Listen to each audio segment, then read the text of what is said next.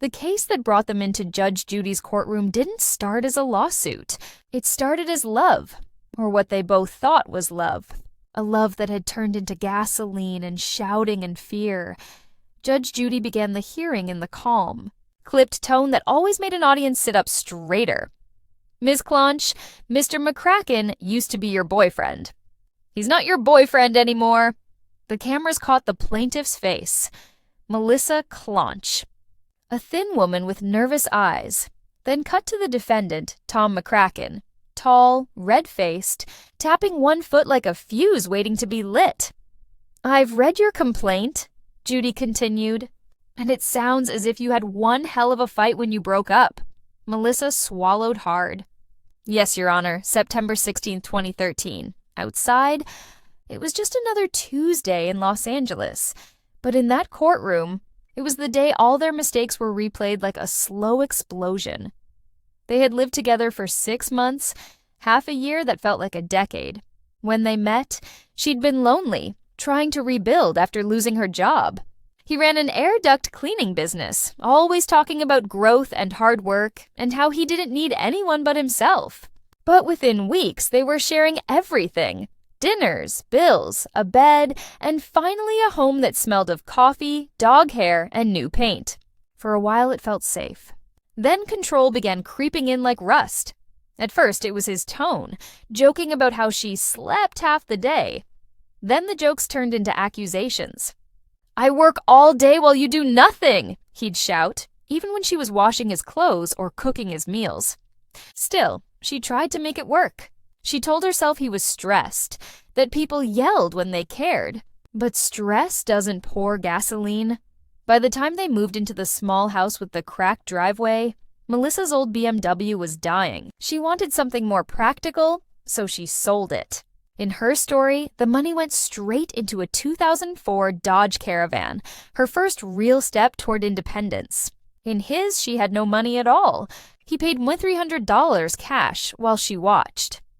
Inside Judge Judy's courtroom, that single detail became a battlefield. "Who paid for the van?" Judy asked, eyebrows high. "I did," Melissa said. Tom's laugh was quick and cutting. "She hasn't worked or paid taxes in 9 years, Your Honor." "I paid," the audience murmured. Judy's head turned, her voice razor-sharp. "Sir, you'll speak clearly or not at all. Do you have proof?" "No, ma'am," he admitted, then hush. "Support doesn't equal ownership." Melissa gave a small smile, the first in months. But then came the night of September 16th. It had started with a phone vibrating at midnight. His phone, a message she wasn't supposed to read. "You deserve better," it said, from a woman named Denise.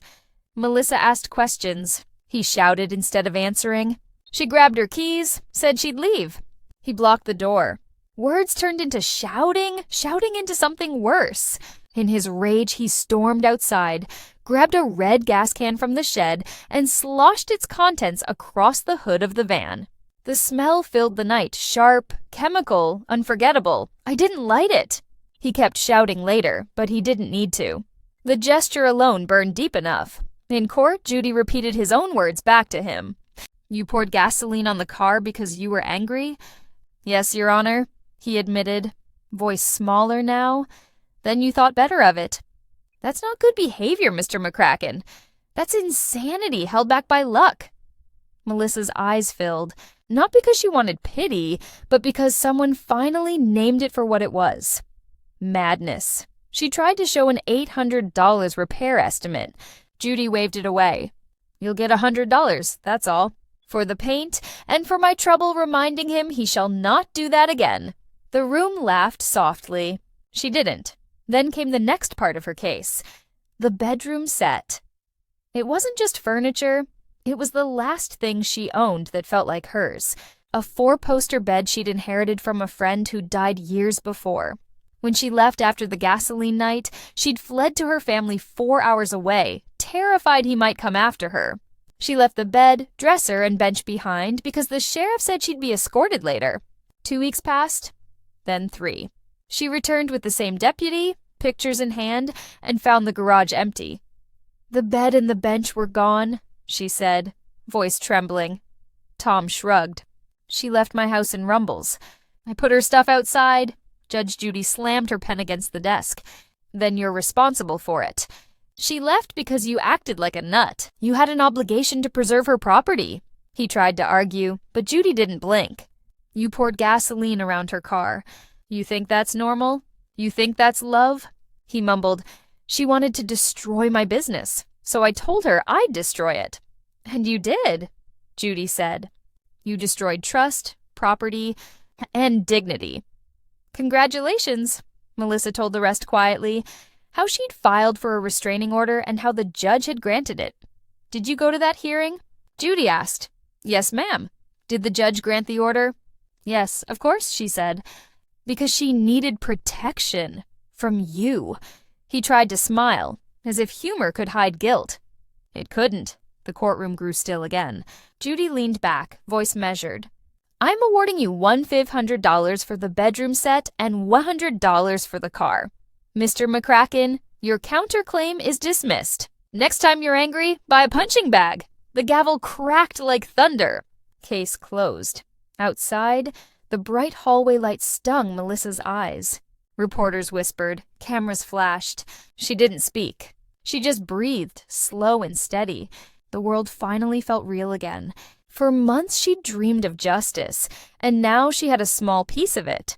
Money couldn't repaint what he'd ruined, or bring back the friend who'd given her that bed. But it was something. A public acknowledgement that she hadn't been crazy to be afraid. Tom walked past her without a word. The cameras caught his face, pride collapsing into shame. For a second, he looked human again. Not a villain, but a man realizing that anger was his only legacy. He thought of that night, the smell of gasoline, her screaming his name, the way the fire he never lit still burned everything he had left. He'd told himself it was about money, but in truth, it was about control. The same control he'd lost in one reckless moment. Melissa drove home in the same van, the hood still dull where the gasoline had scarred it.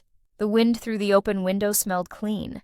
She didn't care that the car was old or that strangers still whispered about her court TV episode. For her, it wasn't a show. It was the day she took her life back. She parked outside her mother's house, stepped out, and looked at the fading paint. The stain shimmered faintly under sunlight. It was ugly, but it was proof she'd survived. Weeks later, she found a letter in her mailbox. No return address, just her name in messy handwriting. Inside was a single line, I'm sorry for everything. No signature, but she knew who. She folded it once, set it in a drawer, and never opened it again. Forgiveness, she realized, didn't mean letting him back into her life. It meant not letting him live in her head anymore. Tom's life unraveled quietly. His air duct business lost clients after the restraining order hearing hit local news. People don't trust a man who pours gasoline on memories. He sold the Audi he bragged about in court, moved 2 towns away, and told neighbors his ex had lied about everything. But every time he caught a whiff of fuel, he thought of her face that night, terrified yet defiant, and of Judge Judy's voice echoing, anger is the cheapest fuel. It burns fast and leaves nothing worth keeping. For months, Melissa had nightmares. The hiss of liquid on metal, the sound of her own heartbeat in the dark. She woke up sweating, gasping, then reminding herself, he can't hurt me now. Therapy helped. So did time. Eventually, she began volunteering at a shelter for women leaving violent relationships. She never told them she'd once been on television. She just listened. Every story sounded familiar. Different details, same fear. She learned that justice doesn't always look like revenge. Sometimes it's a judge saying, I believe you, on national TV. A year later, the van finally broke down for good. She didn't cry. She sold it for scrap, bought a used Honda, and painted her bedroom pale blue, the color of quiet mornings. The smell of gasoline was gone. In its place was lavender and peace. Sometimes, when the rerun of her episode aired, friends texted her screenshots of Judge Judy calling him nutty. She'd smile, shake her head, and turn off the TV. The real story wasn't about the insult. It was about a woman who learned that walking away, even from flames, is a victory. Tom watched that same rerun once, alone in his small apartment. When the audience laughed at Judy's sarcasm, he didn't. He remembered every detail: the heat of the courtroom lights, the sound of the gavel, the way Melissa hadn't looked at him once. He muted the TV, stared at the dark screen, and saw his reflection. For the first time, he didn't see a victim of lies. He saw a man who'd scared someone he once loved. He whispered, "I did that." It wasn't redemption, but it was a start. In the end, the gasoline, the breakup, and the broken bed wasn't just a case on television. It was a story of how anger can make ordinary people dangerous, how control masquerades as love until it explodes. It was about a judge who saw through pride and a woman who found her courage in a courtroom broadcast to millions. The lesson Judge Judy gave that day still echoes beyond her show. Anger is easy. Empathy is harder, and ownership without respect is just possession. Melissa learned that love without safety isn't love at all. It's a slow leak waiting for a spark.